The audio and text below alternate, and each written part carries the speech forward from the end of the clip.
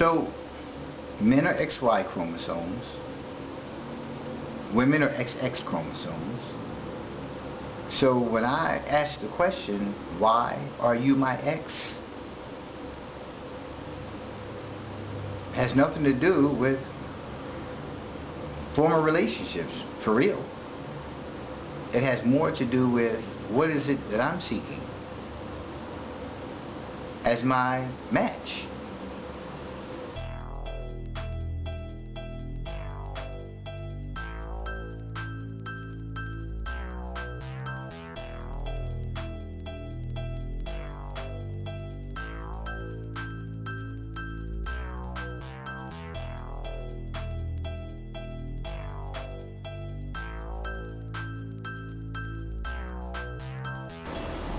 Hey, you in there?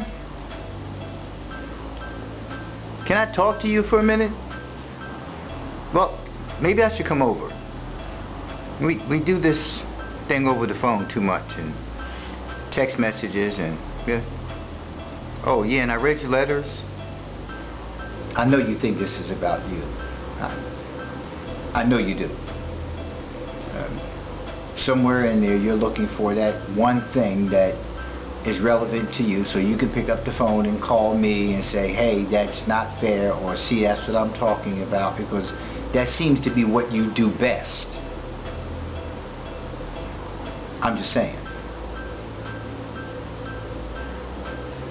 Because you had no other dialogue with me. All the other conversations that we had always ended with, well, do whatever you need to do for you. Period.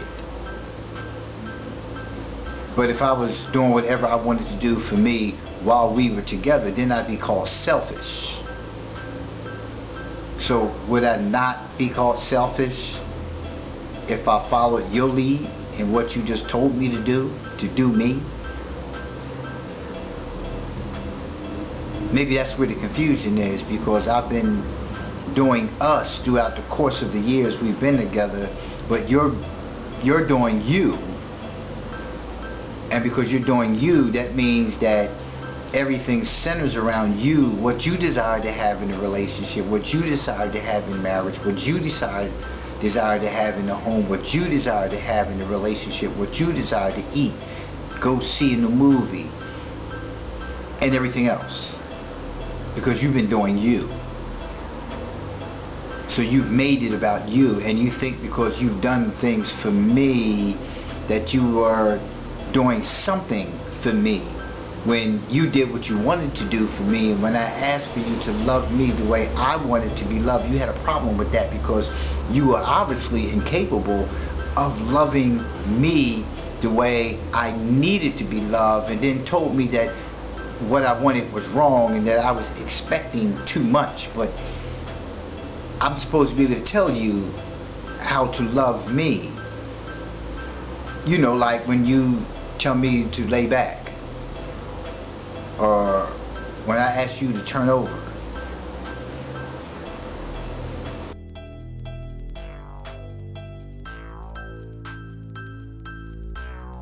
It happened before,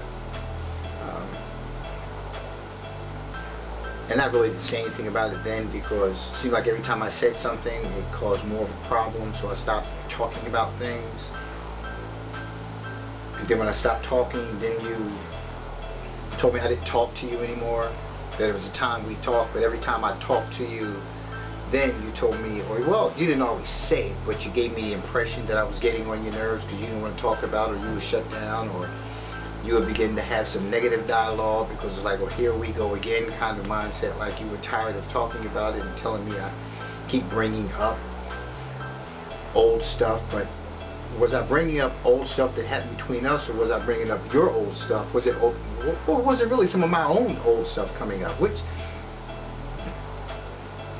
is probably some of the confusion, because you say it's me, I say it's you, and it kind of goes back and forth, and really more stuff comes up for both of us. But I need to acknowledge my own stuff so that way you feel better about the circumstance, because now you can be right that it's me who has stuff that's coming up that's causing problems, and not that it's you. that you're actually reacting to me and my stuff. Is not me reacting to you and your stuff, or is it the stuff that's going on between us in the relationship that's really the problem? And it's not me, and it's not me, and it's not you. Well, it's not you, and it's not me. That how it, well, so you understand where I'm going with this?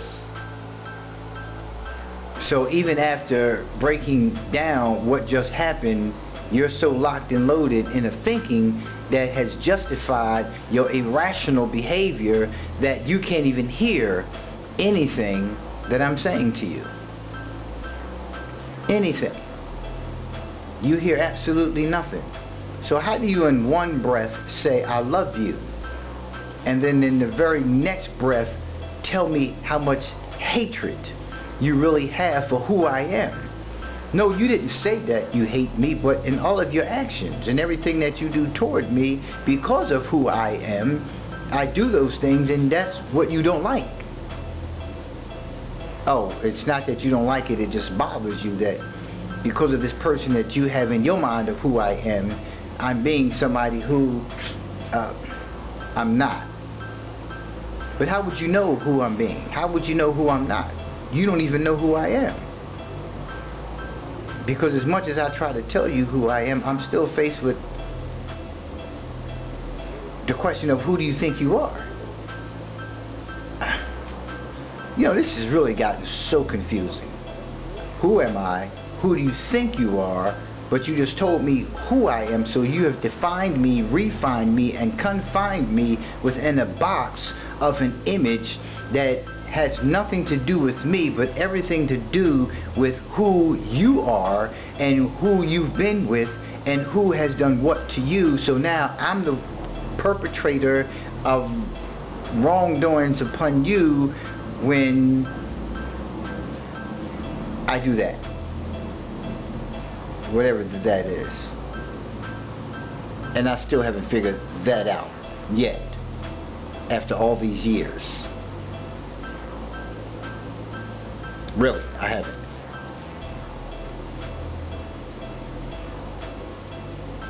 Deep.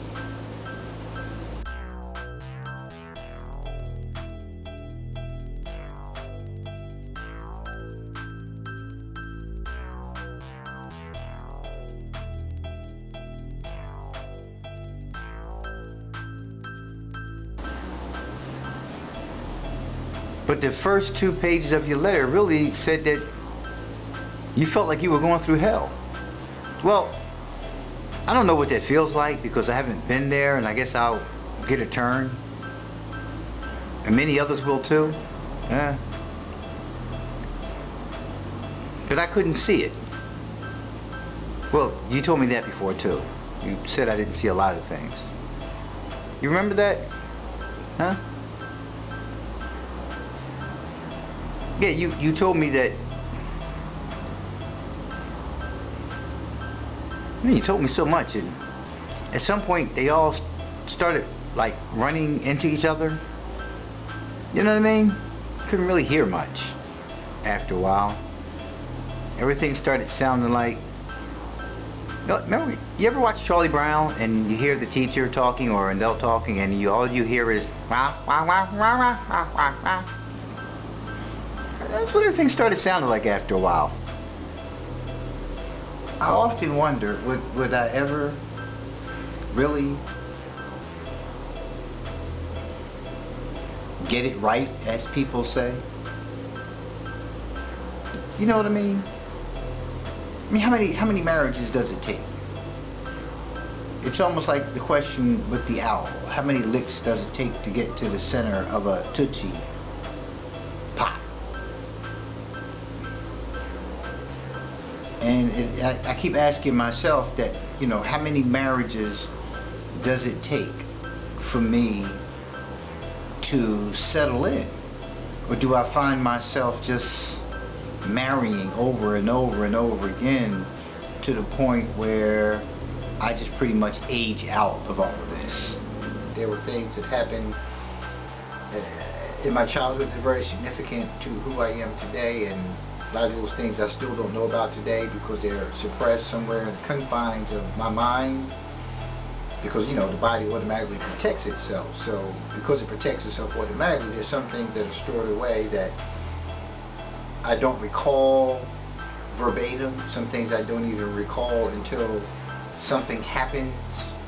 Like with you, that thing that happens, to me too, and when it happens to me, I react to it, but it's coming from you, but it lives within me. You understand what I'm saying? It's in me, but I give it to you whenever you do whatever it is that you do that causes me to... No, it's not your fault. Don't get me wrong. I'm not saying it's your fault.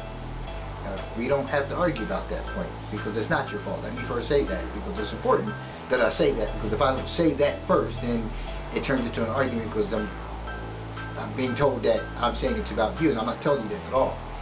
I'm saying that it has nothing to do with you. You bring it out of me. It doesn't make you wrong about anything. It just means that I'm trying to make this moment a teach you about me moment instead of a tell you about you moment. You kind of get what I'm saying? So I want you to learn something about me.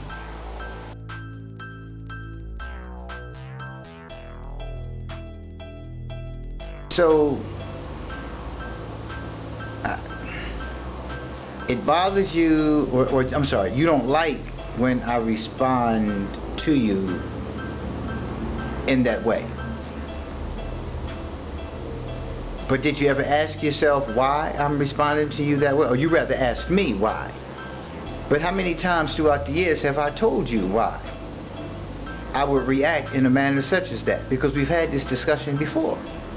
So instead of you addressing the issue, you seem to divert from the issue and make my shortcomings or my deficits or the way I do things the issue, which makes me feel like I am the issue, because no matter which way we look at this, the outcome is I always have to wind up apologizing, even if it is you who is wrong.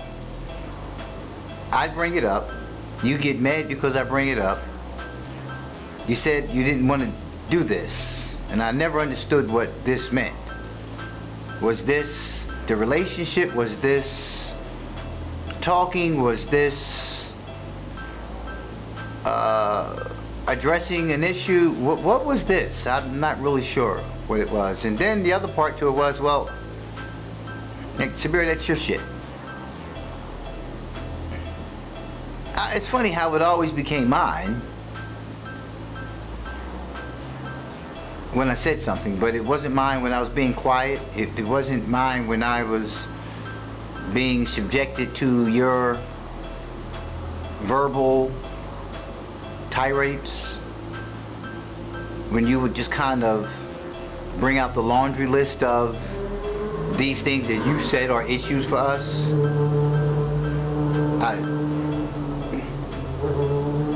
As long as I was allowing you to deny me for no reason, just because you didn't feel like you wanted to do it, you have the right. Yeah, I understand you have the right to not be in the mood, but mood was the issue. You know, it was somewhat disorderly. So is that like a mood disorder, when you just kind of not being in the mood on a regular basis? It actually started when I was young. I began to, well, no, what started with him actually started with, and her started before I was born. So I wasn't even young then. I wasn't even there then. I was somewhere else then. Like sometimes I am somewhere else with us. Like right now my mind is somewhere else. But the somewhere else I was there then was like maybe not existent. Well, maybe God had already had a plan. No, he didn't probably. God always has a plan. So he had, I guess he had a plan at the time that this is what was going to happen between the two of them, because a child is a blessing. At least that's the way I see it. You may see it as something different. Well, even my mother saw it as something different, because my mother said she didn't want to have children, but she got pregnant twice. And she's a good mom. She did everything she was supposed to do. She fed us, clothed us, took us places. So she was a good mom. I mean, we'll see. So, I don't know, he was somewhere else making another family.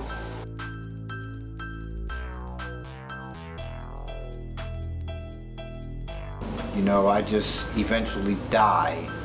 And, you know, to die married is not a bad thing, but to die and be in a marriage that's been like the other ones is not a good thing. You know, it's like,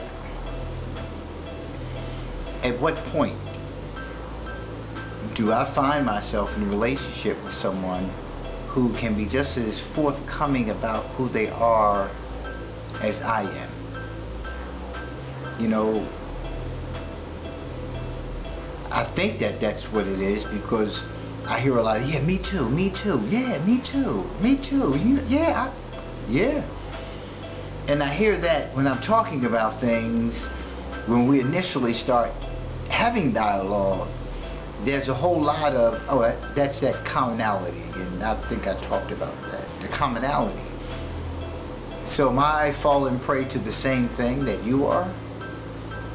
Getting caught up in the commonality because I want somebody to love me, but I want somebody that I can share things with, somebody who does some of the same things that I do. And I found that person who did many of the things that I enjoy doing, but there was just that one or two things that we didn't do, that we were okay not doing together, that we would do it with, you know, our friend, homie, road dog, whoever. And so it really wasn't a big deal. But then somewhere along the line, it wasn't enough. So did I want love, or did I want a road dog? You know, somebody just to hang out with and not have my emotions all caught up in this way? Or did I want love? Or did I even know what I wanted? Because oftentimes we get these mixed messages of what I want out of a relationship, but some of the stuff that you want out of a relationship you can actually get out of a box or a catalog, because they're not the things that you want to invest into, putting work into, slaving over, crying over, hurting over, rejoicing over. That's not really what you want, because that takes up too much of your time. I know it takes up an awful lot of my time. You dig what I'm saying? So, why are you my ex? Why are you my ex? Why? My ex.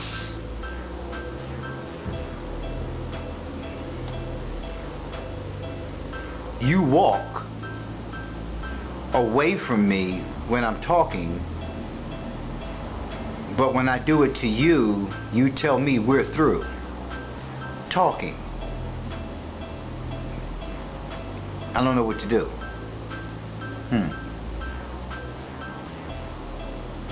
Yeah, it's a little confusing here. Can you help me out? Maybe? Please? I love you. I really do. Love you.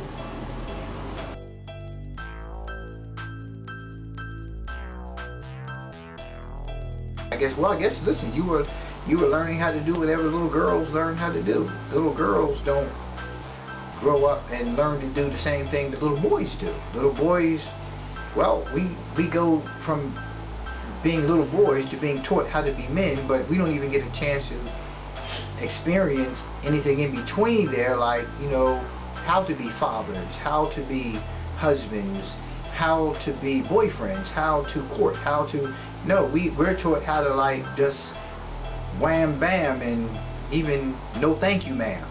That doesn't matter. You were thanked when we did what we did. That was my contribution to you, so why do I have to thank you? Well, I know now I should thank you, and I'm appreciative of everything that you do. I say thank you to everything that you do. If you give me a glass of water, I say thank you, but I wasn't raised that way. All these years I was being made to feel like nothing I did mattered. But staying, enduring, persevering happened for me out of all these years. So I did learn something. I truly, truly did. Now if I could only get past my hurt, maybe there's a chance. Maybe there's a chance. Oh, not for us. No, not for us. Not a chance for us. A chance for me. Your chance is over. Your chance is done. I'm not putting myself in that position again. Oh, no, no, no, no. That's over. Nah. But I don't think anybody would have had good experience in an environment where there was yelling, screaming, cussing, and fighting going on. I don't think that would have, well, I don't think it impacts anybody in a positive manner. There is definitely some residue of that on me. So then I spent a lot of time by myself. I've never really had a bunch of folks around me, even as a child. It was pretty much just me looking out the window, daydreaming, hoping that, you know, Uncle Frank or Uncle John or Mr. Carl next door would just come get me and just take me somewhere other than where I was. So again, I'm here, but when I was there, I was always somewhere else then too, in my head, fantasizing about being somewhere else because I didn't want to be where I was. So I'm kind of feeling that way like now, like we're going through some changes and I want to be somewhere else other than here because I'm dealing with these emotions all over again. Well, I'm sorry if you think that that's not grown up about me, but it's not childish either, is it? Is it childish because I have some unresolved stuff that I'm afraid to confront maybe? I just don't know it's there. Is that immature? Is that childlike? Or is that just life?